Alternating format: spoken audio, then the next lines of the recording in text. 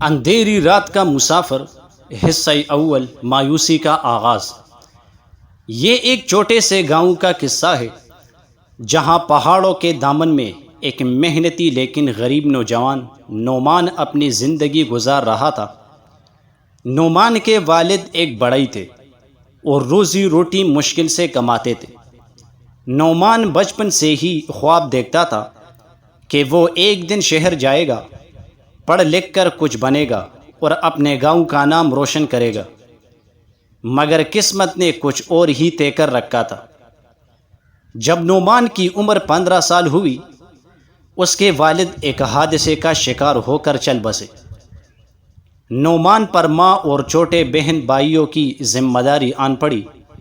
School چھوڑنا پڑا اور وہ لکڑیاں کاٹ کر بیچنے لگا۔ دن بھر محنت، شام کو تکن اور راتوں کو پریشانیوں کا پہرا۔ خواب کہیں پیچھے رہ گئے تھے۔ حصہ دوم، خوابوں کی چنگاری۔ ایک دن جب نعمان جنگل سے لکڑیاں کاٹ کر واپس آ رہا تھا، راستے میں اسے ایک پرانا استاد ملا جنہوں نے کبھی نعمان کو پڑھایا تھا۔ وہ حیران ہوئے کہ ایک ذہین طالب علم آج جنگل میں لکڑیاں کاٹ رہا ہے۔ انہوں نے نعمان سے پوچھا، بیٹا تم نے پڑھائی کیوں چھوڑ دی؟ نعمان نے جواب دیا، استاد جی، حالات نے مجبور کر دیا۔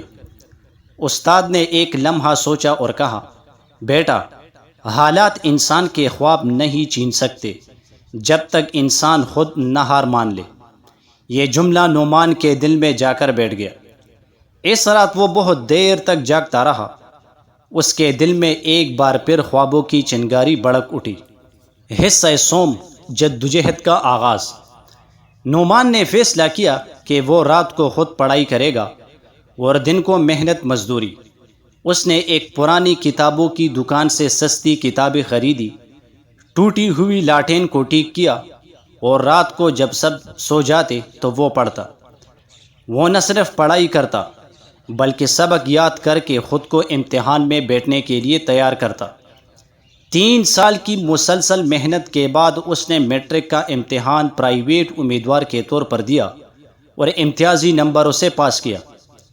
یہ کامیابی اس کے لیے امید کی پہلی کرن تھی۔ اس کے گاؤں میں سب حیران تھے کہ ایک لکڑہارا لڑکا کیسے اتنی بڑی کامیابی حاصل کر سکتا ہے۔ صبر کا صلہ۔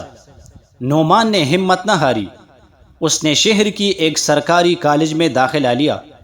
وہاں وہ دن میں کالج جاتا اور شام کو ایک ہوٹل میں برتن دھوتا تاکہ تعلیمی اخراجات پورے کر سکے۔ بعض دن اتنے تکا دینے والے ہوتے کہ وہ کلاس میں سوتا ہوا پایا جاتا، لیکن اس کا عزم اور حوصلہ کم نہ ہوا۔ کئی مرتبہ اس نے بھوکا سونا قبول کیا لیکن تعلیم سے پیچھے نہ ہٹا۔ پھر وہ وقت آیا جب اس نے BA کا امتحان بھی اعلیٰ نمبروں سے پاس کر لیا۔ اب وہ گاؤں کا پہلا گریجویٹ بن چکا تھا۔ اس کی ماں کی آنکھوں میں آنسو تھے، لیکن یہ خوشی کے آنسو تھے۔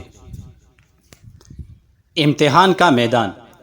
نعمان نے ایک نیا خواب دیکھا، میں افسر بنوں گا تاکہ نہ صرف اپنے لیے بلکہ اپنے جیسے سینکڑوں بچوں کے لیے راستہ ہموار کر سکوں۔ اس نے CSS کا امتحان دینے کا فیصلہ کیا۔ یہ ایک بہت بڑا قدم تھا، مگر نعمان کے حوصلے بھی بڑے ہو چکے تھے۔ ایک چھوٹے سے کمرے میں جہاں نہ پنکھا تھا نہ آرام، وہ دن رات پڑھتا۔ کئی بار اس کے دل میں آیا کہ چھوڑ دے، لیکن پھر اسے اپنے استاد کی بات یاد آتی، مایوسی کفر ہے اور محنت عبادت ہے۔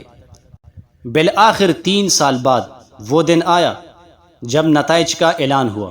نعمان کا نام فہرست میں پہلے 10 کامیاب امیدواروں میں شامل تھا۔ وہ اب پاکستان کا ایک اعلیٰ افسر بن چکا تھا۔ واپس اپنے گاؤں۔ افسر بننے کے بعد نعمان نے سب سے پہلے اپنے گاؤں کا رخ کیا۔ گاؤں والوں نے بانہیں پلا کر استقبال کیا۔ وہی نعمان جو کبھی لکڑیاں کاٹتا تھا، آج عزت وقار کے ساتھ گاؤں آیا تھا۔